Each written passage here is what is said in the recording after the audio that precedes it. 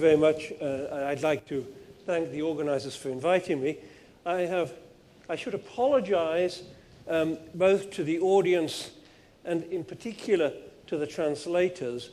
The presentation I'm making is very different from the one you have in your folder because I really wanted to react to the very interesting comments made by Roberto Silva in his opening address. And so I've changed my presentation to take into account his comments. I should also say, and this is something I say at the beginning of almost every presentation I make, you all know more about your market than I do. You are coffee people. I'm not a coffee person. I'm a university professor. I don't work particularly in coffee. I work across the whole range of private commodities. That gives me an advantage in that I can make comparisons, but a disadvantage in that I don't have the very deep knowledge that all of you have. So let me start by looking at market balance, and this is something which Roberto already looked at. Now, I should say that these figures I'm using, the consumption and production figures, consumption in brown, production in blue, are somewhat uncertain. In particular for non-ICO member countries. And I think the ICO's initiative to improve coffee statistics is very important. In particular, we lack good statistics for non-member countries, and Mr. Silva encouraged Korea, for example, to join the ICO. I think that would be a very positive development. Now, what we see is that in 2000, these are calendar years, the consumption figures are calendar years, the production figures are crop years. I put these on a common basis. Production has grown to exceed consumption in the current year, producing a surplus of consumption, producing a surplus of production over consumption for the first time since the early 2000s. Now, if I can relate back to the previous two presentations earlier this morning, the loss of Colombian production over the last 4 crop years was around 4 million bags per year.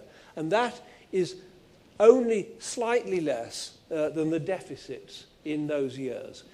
If one takes into account, I haven't done these calculations, losses in other Latin American countries which suffered coffee rust, then the markets would have been broadly in balance over that period.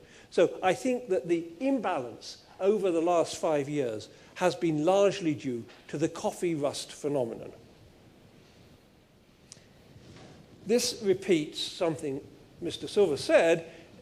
Here he showed almost the same graph, and we're clearly both using ICO figures. The most growth in coffee consumption has been in non-traditional markets called tea culture countries and some producing countries. The blue line shows ICO importing members, the brown ICO non-members, and the green ICO exporting members. And one sees that the growth is all in the lower two lines. In continental Europe, where coffee has been the principal beverage for over a century, per capita coffee consumption has tended to decline. Now, there's not much. Economists have very little to tell about this story. Economists emphasize income and price. These are not the main determinants of coffee consumption. In no country which I have looked at is there much sensitivity of coffee consumption to income levels. A sharp fall in income will lead to a decline, but it doesn't lead to a permanent decline. Price is a little more important, but price elasticities are quite low. Social habits appear to be much more important. And I believe that good marketing is crucial if coffee roasters are to defend existing markets and capture new markets. I think one of the things which we would really like to know about coffee is the level of marketing expenditures in different countries at different times. If the ICO could produce information on that, that would be very useful. Now, this I think is quite an interesting graph. Here I've looked at consumption per head. And what we see here, I graphed this is only for selected countries. I've graphed the last 5 years for which we have full data, so 2007 to 2011, and compared that with 15 years previously, which is the first 5-year period, which I have complete data. And what you see here is that in the old coffee-consuming countries, in which consumption per head has been very high, it's been declining, with the exception of Italy. But I think Italian statistics are somewhat suspect. In the new coffee-consuming countries, which are the producers and the emerging market countries, tea culture countries, we see coffee consumption per head has risen. So what we're seeing here is a convergence across countries. We're all tending to do to be more similar now than we were in the past. And my belief is that is what the future will be. If one looks at world consumption, what's the implication for world consumption, because that's what affects prices?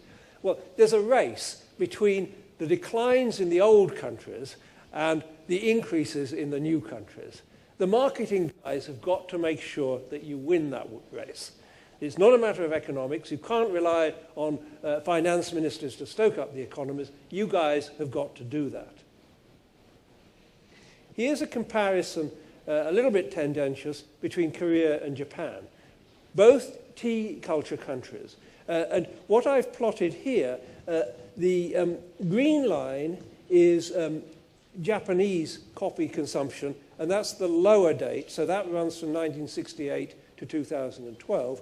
The blue line is Korean coffee consumption per head, backdated so that that starts in 1990. So here I'm regarding Korea now as being Japan 20 years ago in terms of coffee consumption. And you see that they're following the same sort of trajectories. Now, I've projected that forward. That's not a forecast, because that depends upon how well coffee is marketed in Korea. That's simply a projection on extrapolating current rates of growth. And what that shows is the potential importance of the Korean market. Japan, coffee consumption per head has tended to level off. There's still plenty of scope for growth in Korea. Here's production. I've already spoken about production. I want to note here that production growth has been dominated by Brazil and Vietnam. Brazil is the upper line, blue. Vietnam is the green line. Now, Brazil has profited from the end of coffee controls under the coffee agreement and has expanded, is a low-cost producer. Brazil has expanded enormously and is now not only the most important producing country, but the second most important consuming country. What I think is worth noting here is the zigzag nature of production in a lot of countries, but in particular in Brazil. It's also apparent in Vietnam. And this arises because after a good crop, trees get tired. They need to rest. We've had high production in Brazil this year. I think we'll have lower production next year for that biological reason. Mr. Silva emphasized the impact of lower prices. I think the impact of biology will be larger and will come to some extent to the rescue of the market. Here are recent price movements. And what one sees, this is since 2009, is that the price spike over recent years was really confined to Arabicas. Robustas didn't move very much. And this is consistent with the view that coffee rust disease in Colombia and elsewhere in Latin America was the main driver of price movements. There's no Robusta, I think quite rightly, no Robusta production in Colombia. There's very little in Central America. And so the impact of rust disease was primarily on Arabica prices. It's Arabica prices that have fallen. Robusta prices never rose. They were never very great. They're still not very great. The ICO focuses on the indicator price, which is an average. My view is that this is a historical. This should be relegated to the museum. Nobody actually pays the indicator price. It's not really interesting to anybody. It was useful in terms of the ICO's politics, but it's a sort of mythical price in the sense that it's not the price of anything or the price that is relevant to anyone. So I would ditch the indicator price and look at the price of Robustas and Arabicas. Now, this is obviously taken from an old presentation. It's got some... I'm talking about volatility now for the rest of this talk. Volatility is a measure of the directionless extent of variability of prices. And we measure it as the standard deviation of the logs of price changes. This is the standard definition which is used in finance. Now, I want to distinguish, and so this final bullet is the important bullet. People often say a price is volatile when they want to say it's risen. In finance and in academic circles, we tend to think of volatility as variability rather than an actual high price or whatever. So, or the fact that the price has come down a lot doesn't make it volatile if it's come down smoothly. Now, volatility tends to be positively correlated with prices because when prices are high in a shortage, they also tend to be volatile. But you can have high prices which are stable and low prices which are volatile. So it's worth distinguishing between volatility and price levels. And I'm really looking at the variability of prices. Oh gosh, I've gone too far. There's a general view that the volatility of agricultural prices has risen over the last 5 years.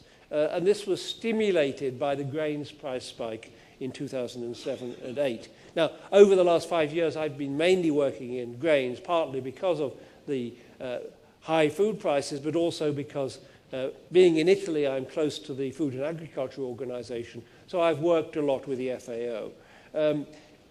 What we find is that actually volatility of prices was much greater in the 1970s than now. I'm old enough to remember the 1970s. Very few people in this audience remember the 1970s. There's nothing in recent volatility which is like the volatility which we experienced in the 1970s.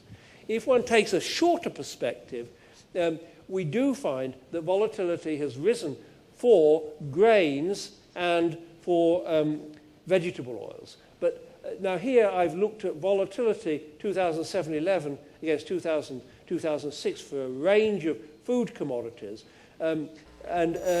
These are ranked by the increase in volatility over that period. So the green line, the green bar is the earlier volatility level, the blue is the later volatility level, and the highest increases are on the left. The light lines in the middle are essentially statistically insignificant, so you can regard those as zero.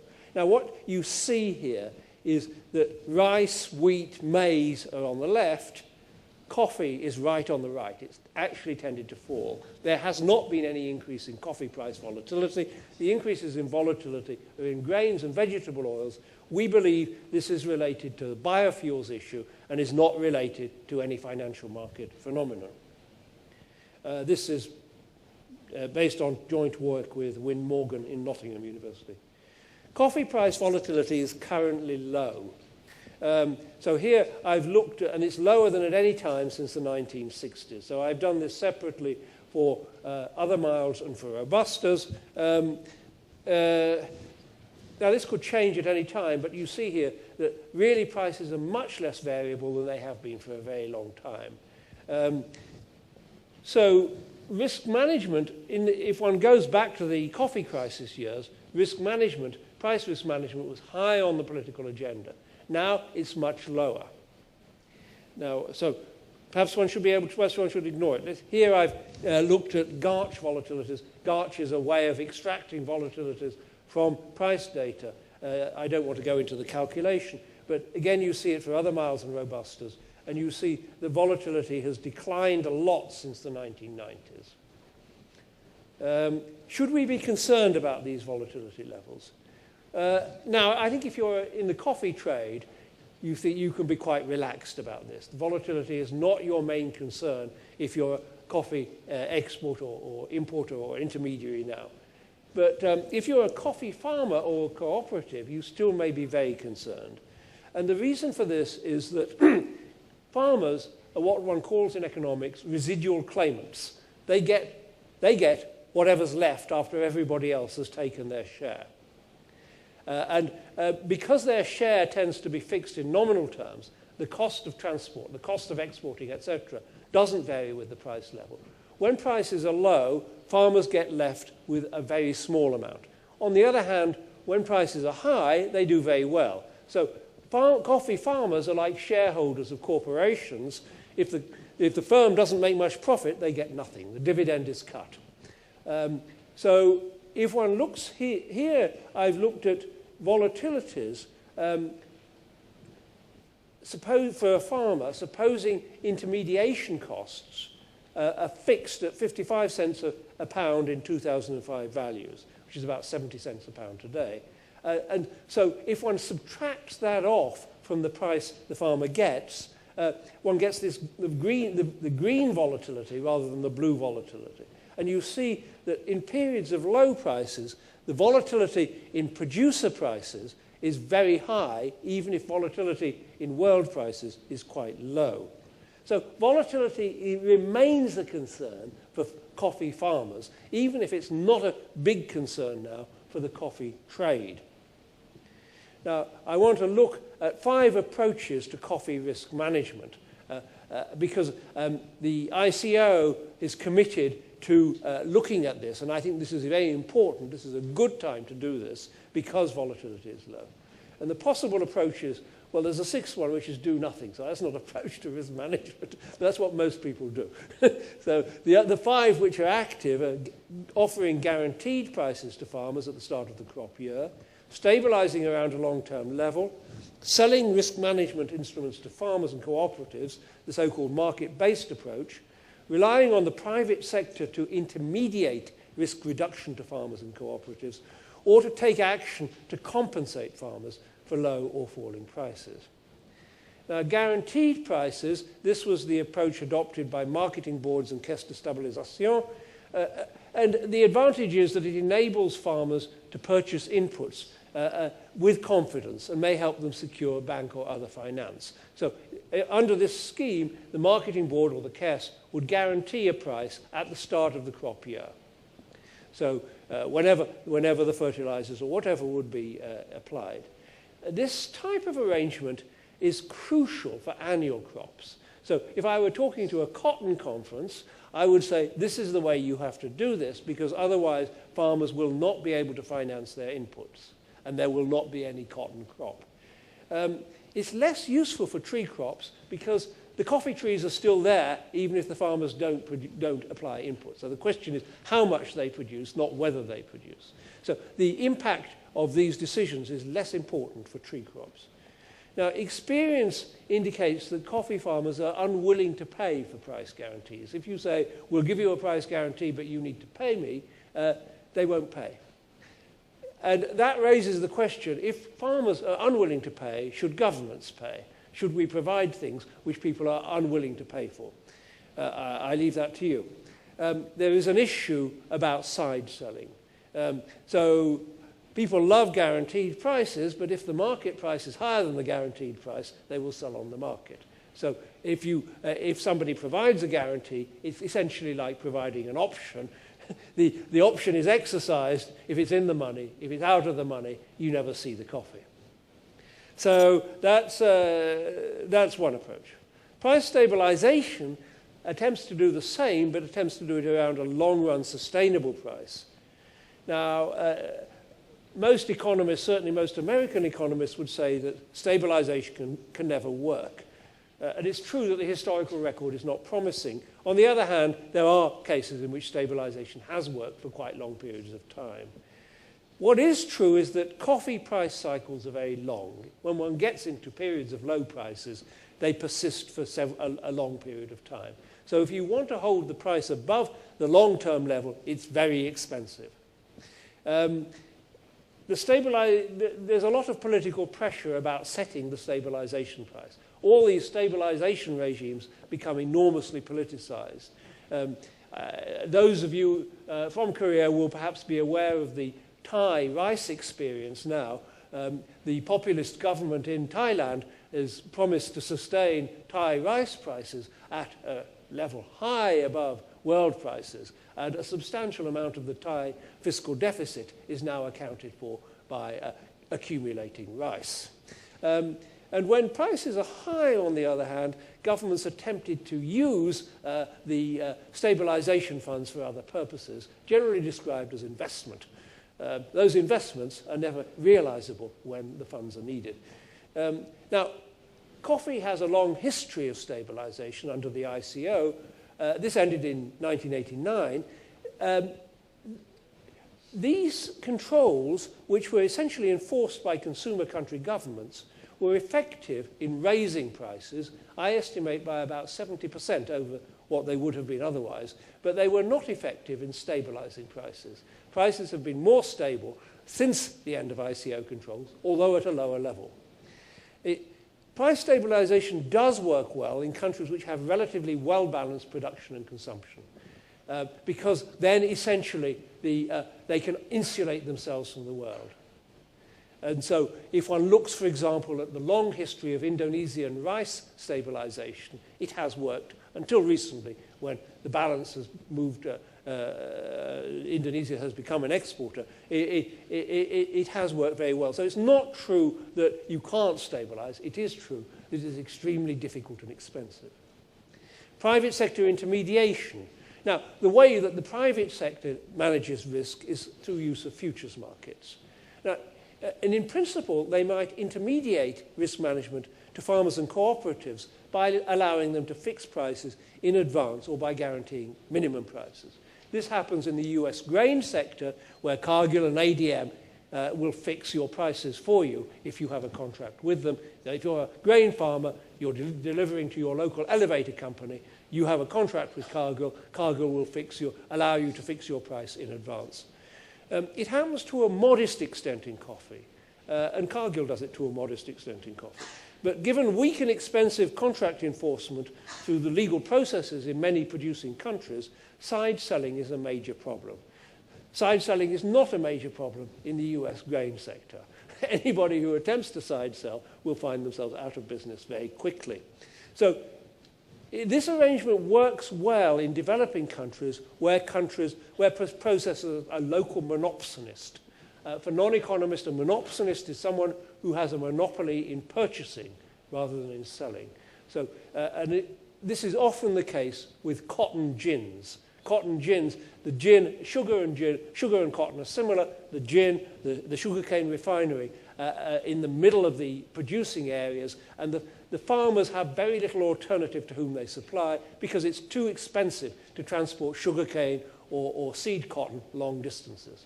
So it works well if there's monopsony power. The same result can be achieved where roasters negotiate direct relationships with farmers or cooperatives. And I think fair trade coffee and third wave coffee both provide good examples of this. That to the extent that you're paying above market prices, either because you want to be nice or because you're getting good quality coffee, then there's little danger of side selling. So these are very valuable things for coffee producers. Not many coffee producers manage to sell all their coffee in these ways. Where cooperatives or farmers do manage to sell in these protected ways, this is of enormous value to them and should be encouraged. Market-based risk management. I was involved for a long time with the Commodity Risk Management Group associated with the World Bank. I have to say, though I wouldn't say so in print, that we weren't very successful. Access to futures market requires a foreign currency credit line. This is expensive because it ties up a lot of capital. Often banks in developing countries are insufficiently familiar with futures markets to be able to provide this service. So not only do you have to educate cooperatives and farmers, you have to educate banks. This has become more difficult since 9/11, much more difficult. not because 9/11 directly impacts coffee, but because there are all sorts of suspicious organizations around the world which will hide behind people like coffee exporters. It's a good way of getting your money around. So cost, know your customer is important. Knowing your customer is expensive. If your customer is a long way away, and if he's small, then it becomes prohibitively expensive. So it's really quite difficult for brokers or banks in New York or London to deal with co-ops or even farms in developing countries. Co-ops are sometimes very successful and sometimes rather cumbersome. My experience with African cooperatives is that they have elaborate consultation processes to make decisions. This is wonderful for democracy. It makes business difficult. By the time they've decided to go ahead with a quote, the quote is stale. So they're not adapted to this. And some countries prohibit direct access to futures markets. So now I come to variable export taxes.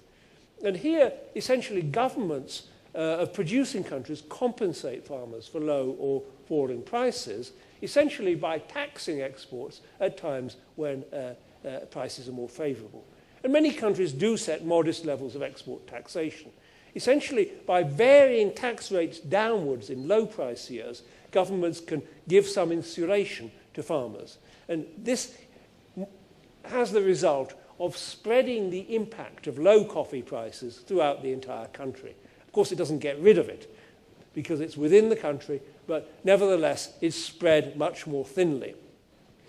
You need to do this before the start of the new harvest, because if you do it within the harvest year, then exporters will speculate on the likely changes in the tax rate. So it's an inflexible instrument. It needs to be done before anybody starts harvesting. If you set rates too highly, there can be a problem with smuggling, more important in small countries than in large countries. Now, export taxes are contentious, but they are compatible with WTO rules. What you can't do is to reduce export taxes to a negative level, because a negative tax is a subsidy, and those are incompatible with WTO rules. So there's a certain amount one can do with export taxes. Now, I want to just look at principles which one might... I've looked at 5 approaches. How might one choose between them? And here are some things which, in my time in the World Bank, I learned as being useful principles to apply. First of all, if you're a government, don't get involved in the physical trade. Governments are not good at dealing with physical commodities, or physical coffee in particular. The private sector does this effectively. Now, when I say private sector, I don't want to exclude things like the Federación in Colombia or comparable organizations in Honduras, but essentially government itself should not get involved in coffee. And if the environment is competitive, this will be done at relatively low cost. Don't attempt to displace private sector exporters. The private sector is good at exporting, doesn't need government's help. Don't create monopsonies where natural monopsony does not exist. That's the case in coffee. And don't attempt to second-guess the market on the future direction of prices. Now, the best approach will vary from market to market. And for example, I've worked a lot in cotton, and in cotton I would propose because cotton has very different features from coffee, I would propose a different sort of approach. But in coffee, it seems to me that coffee is well served by private sector exporters. I don't want to argue that the exporters are always completely virtuous and act in the interest of the country and not in the interest of their shareholders, but I think that nevertheless, overall, the exporters provide a good service to the coffee trade. There's no monopsony power, natural monopsony power in coffee, and I would not attempt to create that.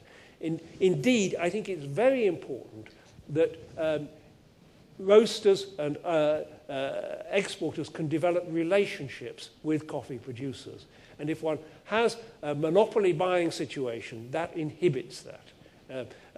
This is particularly important in the Arabica business, where it's crucial to encourage high-quality growths, which can sell at premium prices. Concentrating all the buying power in with one organization will make that very difficult. So on this basis, my view is that the coffee is best served. If one wants to do something to help coffee farmers, one should do that through a regime of variable export taxes. Well, that's what I wanted to say. I'd like to thank both the audience for your attention. I hope I haven't spoken too fast. And I'd like to thank the organizers for facilitating my presence at this conference. Let me see if I can.